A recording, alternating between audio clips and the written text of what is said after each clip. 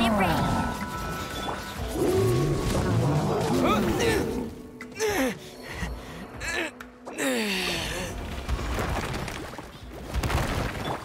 Freeze! Don't get frostbite. Do your master's bidding. Manifest. Unleash.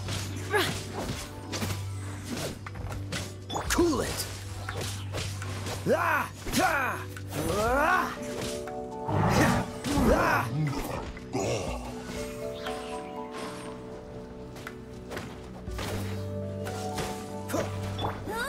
No escape. Get him. Dodge this.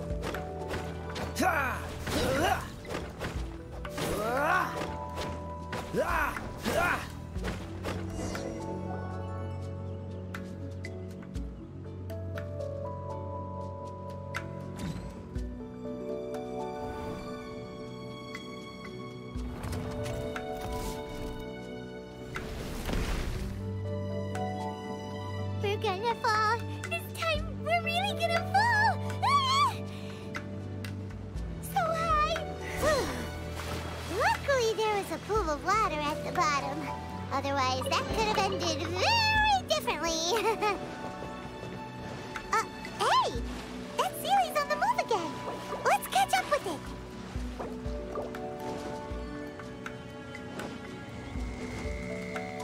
Huh. Something looks different about this stone wall. Let's take a closer look.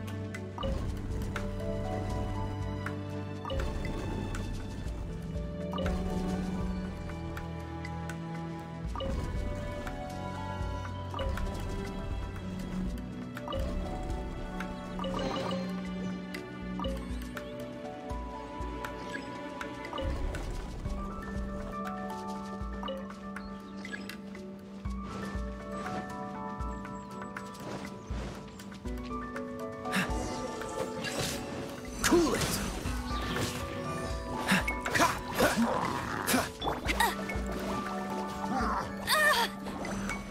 Dodge this.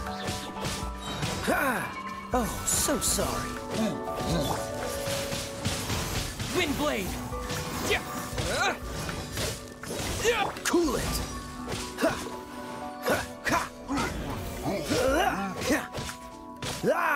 Dodge this. Let it rain. Cryo incarnate. Cool it. Go, Baron Bunny.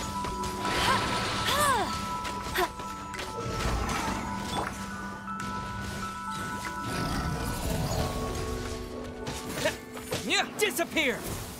Dodge this. Bet you can't keep up with me.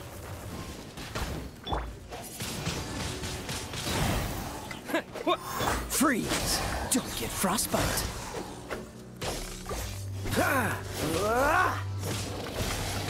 I can patch myself up. Get him.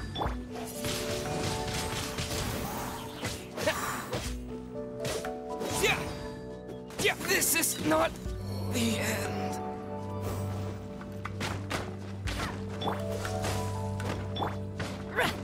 Manifest. Hey, go. Dodge this.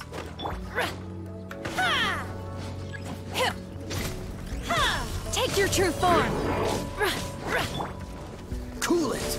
No one escapes my sights.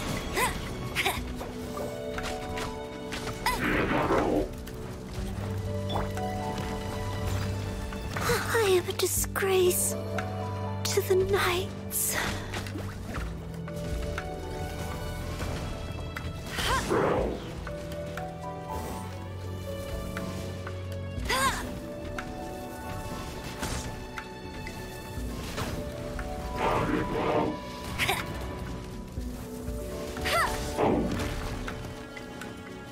Go, Baron! My will embodied. By ordinance divine. Let it rain. This moment will be frozen in time.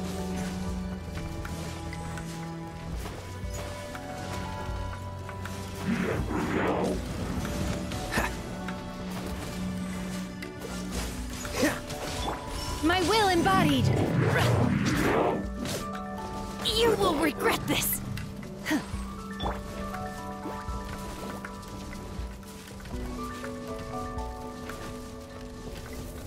You got me.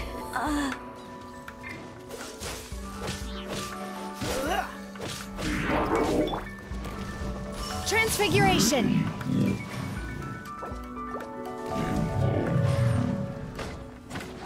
Take your true form!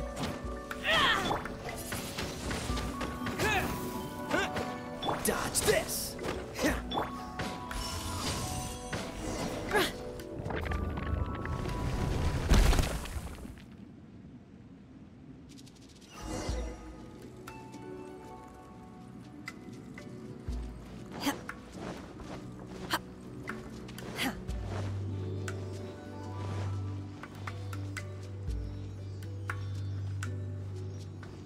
Look, over there! Could that be the sunset vermilionite?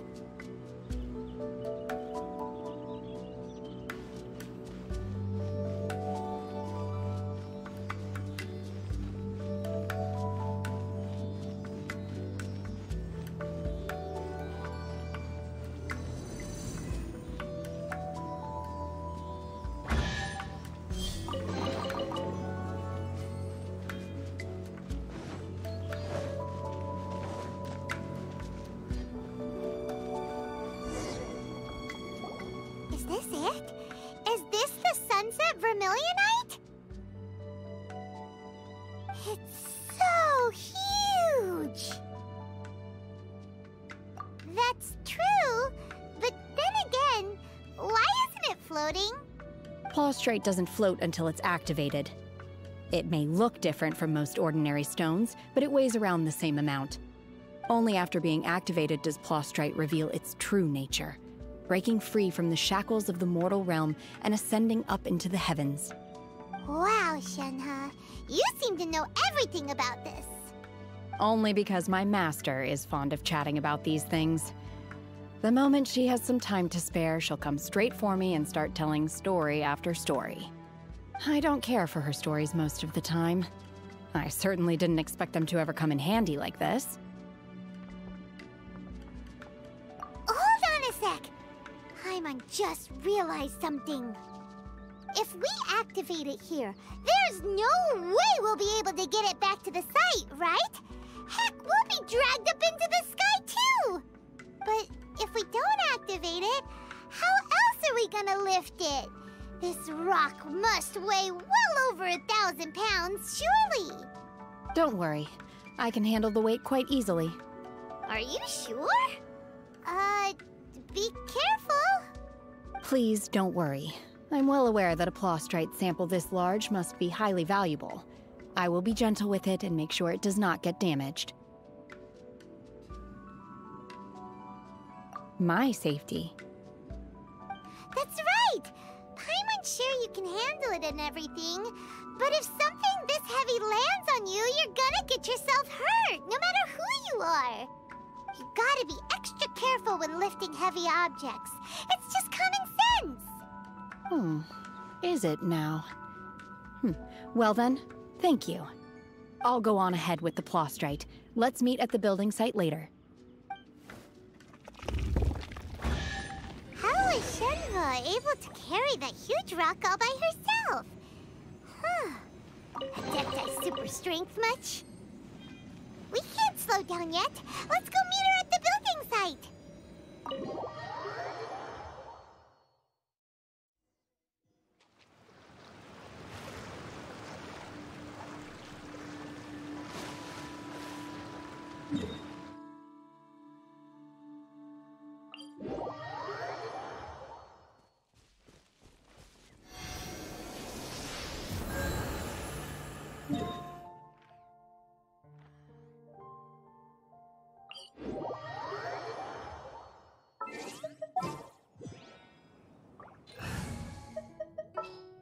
I'll keep an...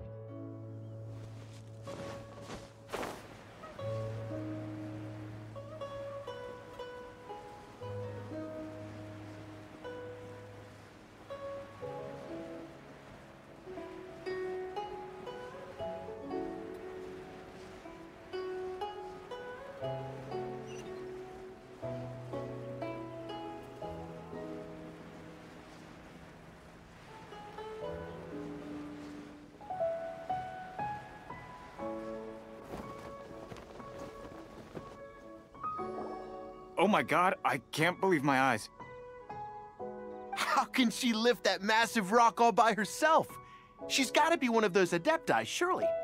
Oh, mighty Adeptus, please give me your blessing so that in the coming year I may reap a more bountiful salary.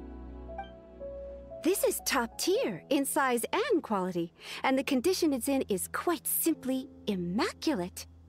Congratulations, this item is approved for submission. I'm going to award you full marks for the Sunset Vermilionite item. May I take your name? My name isn't important. I'm not even here to compete. I was just delivering this for some other people. They should be here any minute now. Shenhua, and Ningguang's little helper. Ah, so you're the ones behind this. No wonder. The rarest talent turns in the rarest plastrite specimen. But I have to correct you on one point. It's not helper, it's secretary. Okay then, Miss Secretary, what do you think of the rock we found? Pretty amazing, right? In truth, it is the finest piece of plastrite we have received so far. If everything goes according to plan, we will use this piece in the foundation of the Jade Chamber, which will enable us to proceed to the next stage of construction. As a side note, Lady Ningguang has rented some dwellings in the nearby area to serve as accommodations for the contestants. If you need a place to rest, you are welcome to stay there. Now, please excuse me. As you can see, there is still a lot of work to do on the building site. Shenhua, Shenhua, just now on the way over, pretty much everyone was singing your praises. Oh, really? What kind of reaction is that? So strange. Aren't you happy about it? Whenever Paimon gets praised, Paimon can't help but hold her head up high and break into a big smug smile.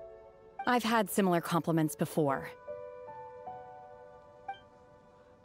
They call me an Adeptus, treat me with great deference and respect, as if I'm set apart from the common folk. Yeah, 'cause that's how Adepti are. At least the ones we've met are pretty unique and reclusive, too. Way different than normal people. But I am not... Shenhua?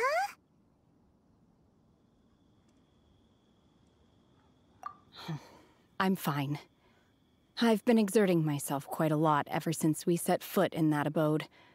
I'm just a little fatigued. Well, Byron said that there are some makeshift hotels we can use, right? Let's go check in and take a rest. No need. I simply need to find myself a secluded place in the wilderness to sit and meditate in silence. You can't do that. It's dangerous out in the wild on your own. When you're hungry, you go eat something tasty. And when you're tired, you go lie down in a nice, comfy bed. All right? Seriously, don't punish yourself like this. Okay. If you insist. Great! Now we're talking. Let's head to our hotel.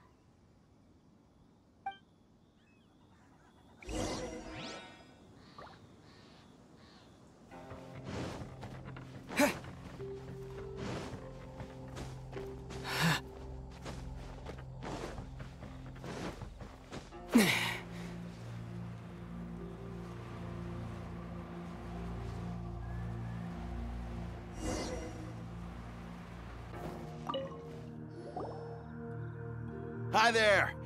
Checking in, are we? You're just in time. We only have 2 rooms left. Since this was chosen as the building site for the new Jade Chamber, we've had a constant stream of people in this area. And not just workers either. Visitors, business people, tea sellers, all sorts. So, business is booming for me today. Very few vacancies. You're lucky you got here when you did. Great! One of your rooms is still being cleaned. I guess it should be ready within the hour. The other room is just through the door on the left. Here are your keys. All right. Hope you enjoy your stay. Please excuse me, I'll leave you to it. Shenhua, you should go get some rest. We'll hang around outside until the other room's ready. Paimon's gonna go see if there's anything good to eat around here. Paimon couldn't help but notice one of the guests walk in with a huge grilled chicken drumstick before. Let's buy one for Shenhua too. She can have it as a midnight snack, or save it for breakfast tomorrow. All right. I will head to my room for now. If you need anything, don't hesitate to disturb me. I'm a light sleeper. I will hear if you knock on the door. See you tomorrow.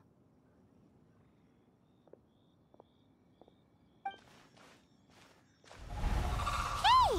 Isn't that Cloud Retainer? What's she doing here? Let's go and say hi.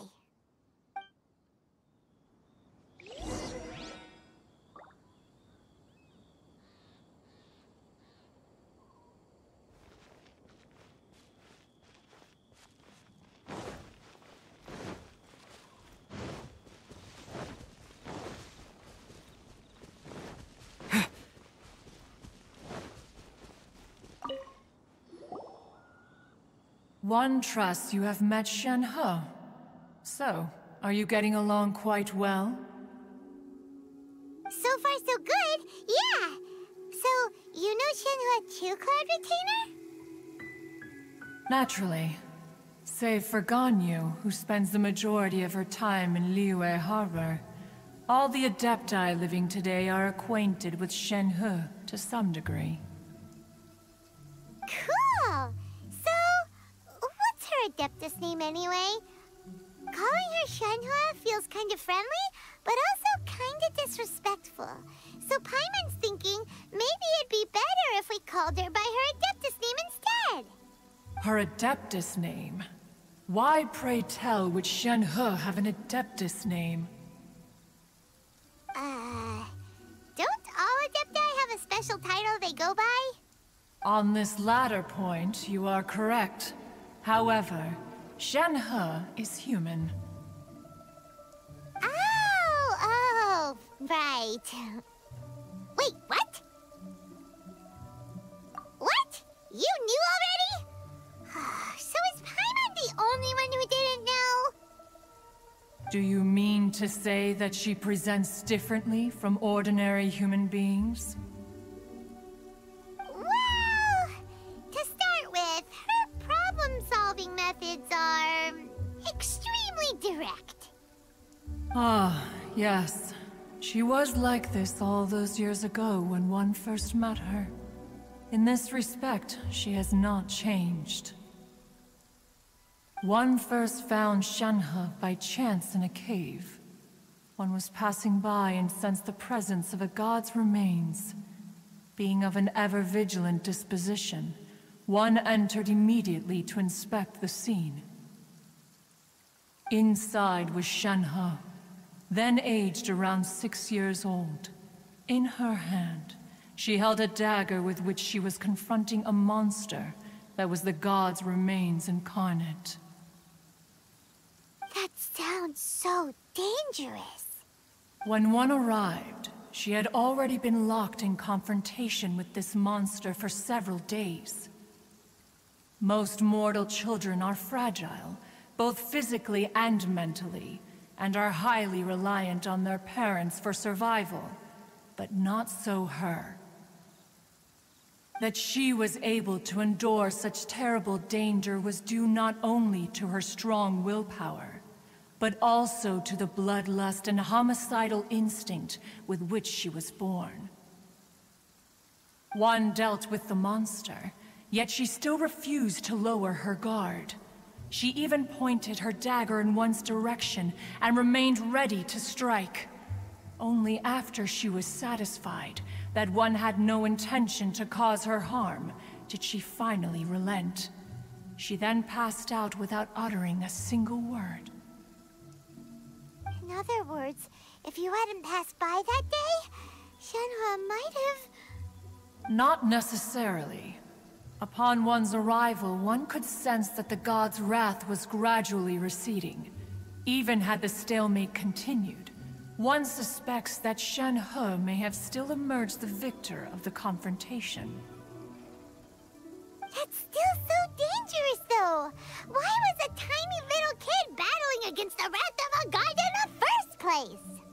Alas, the mortal world is rife with suffering of every kind, and she had experienced her fair share of this, even at a tender age. Seeing that she was homeless, one decided to adopt her. Indeed, it is one to whom she refers. Xianhe has an extraordinary constitution, making her well adapted to practicing the Adepti arts. All the Adepti cherished her talents, and so we were willing to train her. However, her homicidal urges did not subside with age. Rather, they grew stronger day by day. Mooncarver once performed a divination for her.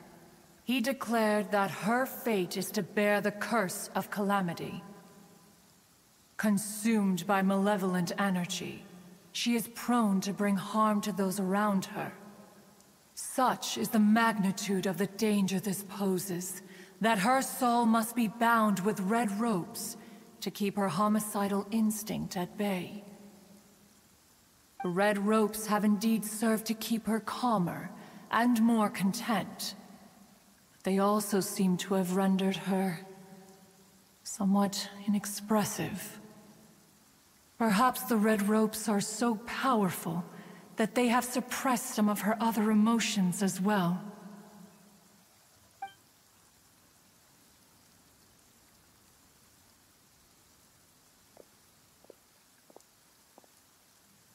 It is only by fate that people's paths may cross. Now that Xianhe's path has crossed with yours, please be sure to treasure the gift that fate has given you, and take good care of her. Oh, now Paimon gets it. You came out here to check up on Xianhe because you were worried about her, didn't you? Huh. You dare draw such a facile conclusion on the nature of one's present excursion? Incorrect. The truth is that while Liyue Harbor may seem peaceful today, danger is always lurking in the shadows. Ningguang once made a bold assertion that this is to be the era of the contract between Liyue and the humans. Well, one is most curious to observe how she will respond to the coming storm. If she handles it admirably, one is willing to be a witness to her achievements. But if she does not, the Adepti shall not hesitate to seize control. Let us conclude our conversation here for today. One has occupied enough of your time, and night is approaching. Be sure to get ample rest.